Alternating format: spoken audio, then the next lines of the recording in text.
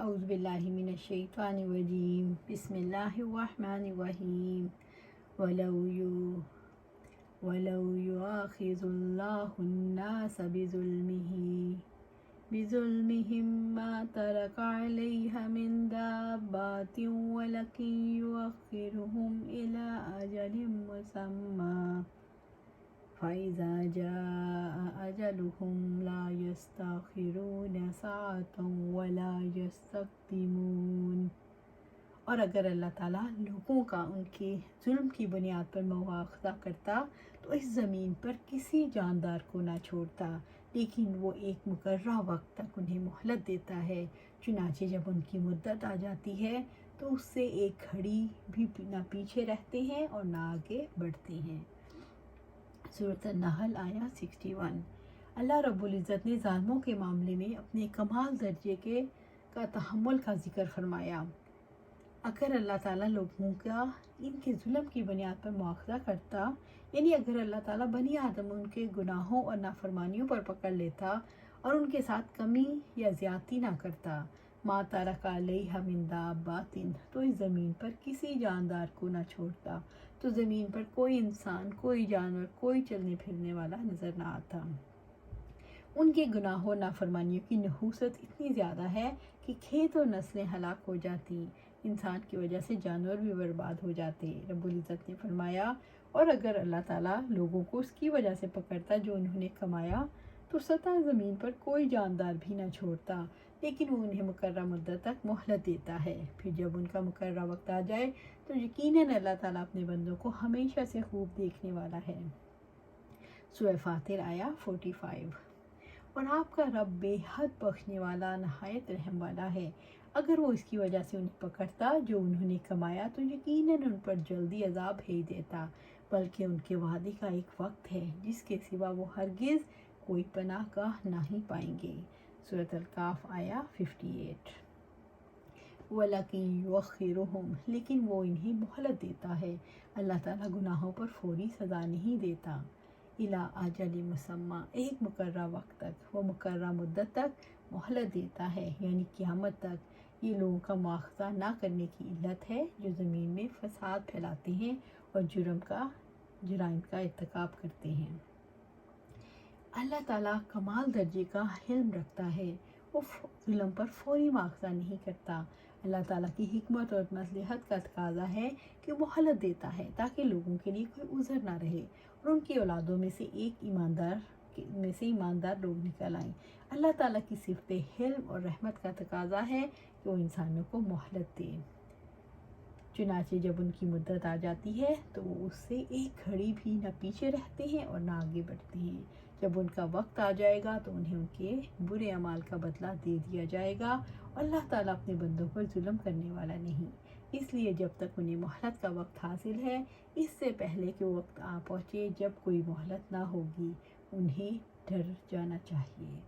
وَيَجْعَلُونَ لِلَّهِ مَا يَكْرَهُونَ وَتَصِفُ أَلْسِنَتُهُمُ الْكَذِبَ أَنَّ لَهُمُ الْحُسْنَى لَا جَرَمَ أَنَّ لَهُمُ النَّارَ وَأَنَّهُمْ مُفْرَطُونَ۔ اور جو اللہ تعالیٰ کے لیے مقرر کرتے ہیں اسے خود ہی ناپسند کرتے ہیں، ان کی زبانیں جھوٹ بیان کرتی ہیں کہ بے شک ان کے لیے بھلائی ہے، اس میں کوئی شک نہیں، یقیناً ان کے لیے آگ ہے اور یقیناً وہ اس میں سب سے آگے بھیجے جانے والے ہیں۔ سورۃ النحل آیا 62۔ وَيَجْعَلُونَ لِلَّهِ مَا يَكْرَهُونَ، اور جو اللہ تعالیٰ کے لیے مقرر کرتے ہیں اسے خود ہی ناپسند کرتے ہیں، یعنی وہ اپنی ناپسندیدہ چیزیں اللہ تعالیٰ کی طرف منسوب کرتے ہیں، یعنی وہ خود یہ پسند نہیں کرتے کہ ان کا غلام ان کے مال میں حصے دار ہو، لیکن اللہ تعالیٰ کے بندوں کو اس کا شریک ٹھہراتے ہیں۔ وہ خود بیٹیوں کو ناپسند کرتے ہیں، فرشتوں کو اللہ کی بیٹیاں قرار دیتے ہیں۔ وَتَصِفُ أَلْسِنَتُهُمُ الْكَذِبَ أَنَّ لَهُمُ الْحُسْنَى، اور ان کی زبانیں جھوٹ بیان کرتی ہیں کہ بے شک ان کے لیے بھلائی ہے۔ مشرکوں کا یہ خیال ہے کہ جب وہ دنیا میں عیش و آرام سے رہتے ہیں تو قیامت آئے بھی تو وہ آخرت میں بھی عیش و آرام سے رہیں گے۔ رب العزت نے واضح فرمایا کہ ان کی زبانیں جھوٹ کہتی ہیں۔ لا جرم ان لهم النار وانهم مفرطون، اور اس میں کوئی شک نہیں کہ یقیناً ان کے لیے آگ ہی ہے اور یقیناً وہ اس میں سب سے آگے بھیجے جانے والے ہیں۔ اس آیت میں مجرموں کے عقیدے کی تردید ہے کہ انہیں آخرت میں بھی عیش و آرام ملے گا، آخرت میں تو ان کے لیے آگ ہی ہے، اس دن یہ لوگ بھلا دیے جائیں گے۔ رب العزت نے فرمایا، جن لوگوں نے اپنے دین کو دل لگی اور کھیل بنایا اور دنیا کی زندگی نے انہیں دھوکے میں ڈال رکھا تھا، تو آج ہم بھی انہیں بھلائی دیتے ہیں، جیسا کہ انہوں نے اپنے اس دن کی ملاقات کو بھلا دیا تھا اور جیسا کہ وہ ہماری آیات کا انکار کیا کرتے تھے۔ سورۃ الاعراف آیا 51۔ زبان تمام اعضاء پر حاکم ہے، اگر ٹھیک چلے اور صحیح بات کہے تو تمام اعضاء عافیت میں رہیں گے، لیکن یہ ٹیڑھا پن اختیار کر لے اور لوگوں کو گالیاں دے یا بدشد کہے تو لوگ جوتے ماریں گے یا پٹائی کریں گے، تو یہ جو بدتیسی میں محفوظ اور بند رہے گی اور دوسرے اعضاء کی پٹائی ہوگی۔ زبان کے کردار پر گہرائی سے غور کیا جائے تو یہ بات سامنے آئے گی کہ اکثر عبادتیں، نیکیاں، بھلائی کی باتیں اور اکثر حقوق و رباط اسی زبان کے ذریعے ادا ہوتے ہیں۔ مبالغہ نہیں ہوگا اگر یہ کہہ دیا جائے 75% نیکیاں زبان سے ادا ہوتی ہیں، اتنے ہی فیصد برائیاں زبان کے ذریعے ہوتی ہیں، جیسا کلمہ طیبہ، کلمہ شہادت، نماز، ذکر، دعا، استغفار، حج کے احکامات اور دعائیں، سب کچھ اسی کے ذریعے۔ اور لیکن دیکھا جائے دوسری طرف، جھوٹ بولنا، گواہی، جھوٹی گواہی، گالیاں، لعنت، غیبت، چغلی، گندے مذاق، ٹھٹھے، کسی کی بے عزتی، خوشامد، فحش اور بے حیائی کی باتیں۔ سبحان اللہ۔ اب صلی اللہ علیہ وسلم نے فرمایا، جب انسان صبح کو اٹھتا ہے تو اس کے جسم کے تمام ظاہری اعضاء زبان کے مطیع فرما بن کر اسے کہتے ہیں، تو ہمارے حقوق کے بارے میں اللہ تعالیٰ سے ڈر، بس ہم تیرے ساتھ ہیں، اگر تو سیدھی درست رہے گی تو ہم بھی سیدھے رہیں گے، اگر تو ٹیڑھی ہو گئی تو ہم بھی ٹیڑھے ہو جائیں گے۔ سبحان اللہ۔ تاللہ لقد ارسلنا الی من قبلک فزین لهم الشیطان اعمالهم فہو ولیہم الیوم ولہم عذاب علیم۔ اللہ تعالیٰ کی قسم، بلا شبہ یقیناً آپ سے پہلے بھی بہت سی امتوں کی طرف ہم نے رسول بھیجے، پھر شیطان نے ان کے لیے ان کے اعمال کو خوشنما بنا دیا، چنانچہ وہی آج کا ان کا سرپرست ہے اور ان کے لیے دردناک عذاب ہے۔ سورۃ النحل آیہ 63۔ تاللہ لقد ارسلنا الی من قبلک، اللہ تعالیٰ کی قسم، بلا شبہ یقیناً آپ سے پہلے بھی بہت سی امتوں کی طرف ہم نے رسول بھیجے۔ اللہ رب العزت نے نبی صلی اللہ علیہ وسلم کو تسلی دی کہ ہم نے پہلی قوموں کی طرف بھی رسول بھیجے، انہوں نے بھی اپنے رسولوں کو جھٹلایا۔ آپ صلی اللہ علیہ وسلم اپنی قوم کی مخالفت پر دل میں میل نہ لائیں۔ فزین لہم الشیطان اعمالہم، پھر شیطان نے ان کے لیے اعمال کو خوشنما بنا دیا۔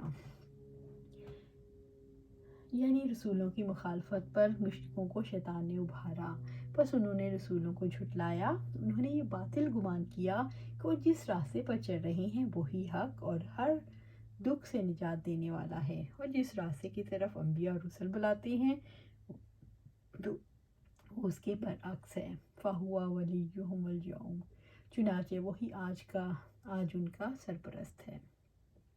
اس آیت میں الیوم سے مراد قیامت کا دن بھی لیا جا سکتا ہے۔ شیطان دنیا میں بھی ان کا دوست ہے اور قیامت کے دن بھی ہوگا۔ انہوں نے جب شیطان کی اطاعت کی تو اسے اپنا دوست بنا لیا۔ رب العزت نے فرمایا، تو کیا تم میری بجائے اسے اور اس کی اولاد کو دوست بناتے ہو، حالانکہ وہ تمہارا دشمن ہے، تمہارے دشمن ہیں، ظالموں کے لیے بہت برا بدلہ ہے۔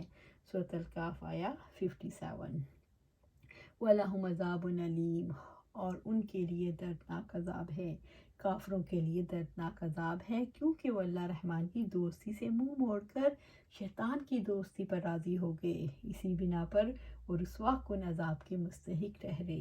وَمَا أَنزَلْنَا عَلَيْكَ الْكِتَابَ إِلَّا لِتُبَيِّنَ لَهُمُ الَّذِي اخْتَلَفُوا فِيهِ وَهُدًى وَرَحْمَةً لِقَوْمٍ يُؤْمِنُونَ، اور ہم نے یہ کتاب آپ پر صرف اس لیے نازل کی ہے تاکہ آپ ان کے لیے اس کی وضاحت کر دیں جس میں انہوں نے اختلاف کیا، اور ان کے لیے ہدایت اور رحمت ہے جو ایمان لاتے ہیں۔ سورۃ النحل آیہ 64۔ وما انزلنا علیک الکتاب، اور نہیں نازل کی ہم نے آپ پر کتاب یعنی قرآن پاک۔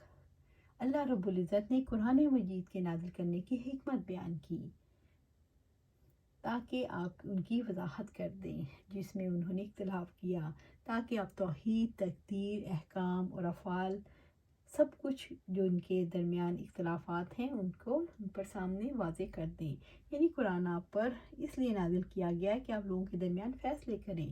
ہدی و رحمت لقوم یؤمنون، اور ان کے لیے جو ہدایت و رحمت ہے جو ایمان لاتے ہیں، وہ ہدا اور ہدایت ہے۔ قرآن مجید لوگوں کے لیے ہدایت کا ذریعہ ہے، یہ لوگوں کی سعادت و نجات کے راستے پر لے جاتا ہے۔ وَرَحْمَةٌ لِقَوْمٍ يُؤْمِنُونَ، اور رحمت ہے ان کے لیے جو ایمان لاتے ہیں۔ قرآن مجید رحمت ہے جو حاصل کی جا سکتی ہے جب اس قرآن پر عمل کیا جائے، اس کے پیش کردہ عقیدے، عبادات، اخلاق اور احکامات پر، تاکہ اللہ تعالیٰ اور اس کی نازل کردہ کتاب پر ایمان رکھنے والوں کے لیے کامل ہدایت اور بے پایہ رحمت ہو۔ آپ صلی اللہ علیہ وسلم نے فرمایا، جس دن مسلمانوں نے ابو بکر سے بیعت کی، حضرت عمر رضی اللہ تعالیٰ عنہ سے وہ خطبہ سنا جو انہوں نے وفات نبوی کے دوسرے دن پڑھا۔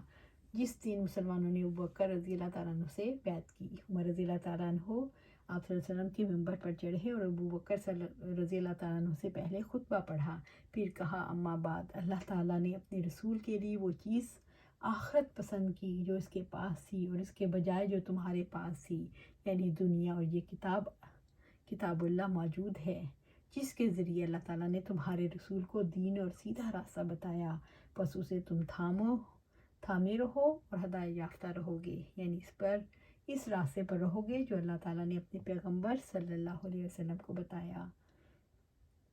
آپ صلی اللہ علیہ وسلم نے فرمایا، جب تک میں تم سے یکسو رہوں، تم بھی مجھے چھوڑ دو اور سوالات وغیرہ نہ کرو،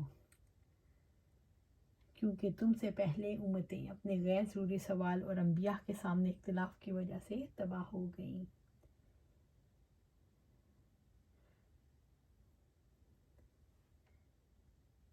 رب العزت نے فرمایا، اے لوگو، بلا شبہ تمہارے رب کی جانب سے تمہارے پاس عظیم نصیحت آ گئی ہے اور شفا ہے ان کے لیے جو دلوں میں ہے، اور مومنوں کے لیے ہدایت اور رحمت۔ سورۃ یونس آیہ 57۔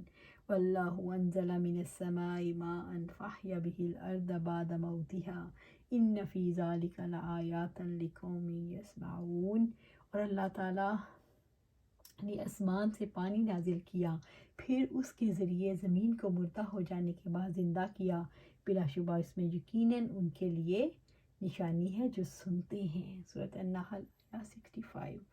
الماء یعنی پانی سے مراد بارش کا پانی ہے جو زمین کی زندگی ہے۔ زمین پر بارش برسنے کے بعد نباتات اگتی ہے، زراعت ہوتی ہے۔ اگر زمین پر پانی نہ ہو تو نباتات بھی نہ ہو۔ جیسے پانی برسا کر اللہ تعالیٰ مردہ زمین کو زندہ کرتا ہے، اسی طرح مردہ دلوں کو جو کفر، شرک اور نافرمانیوں سے مر چکے ہوتے ہیں، اللہ تعالیٰ انہیں قرآن کے ذریعے زندہ کر دیتا ہے۔ ان فی ذالک، بلا شبہ اس میں یقیناً، یعنی آسمان سے بارش کا پانی اتار کر زمین کو اس کی موت کے بعد زندہ کرتے ہیں، اللہ تعالیٰ کی قدرت، علم اور رحمت پر واضح دلیل ہے۔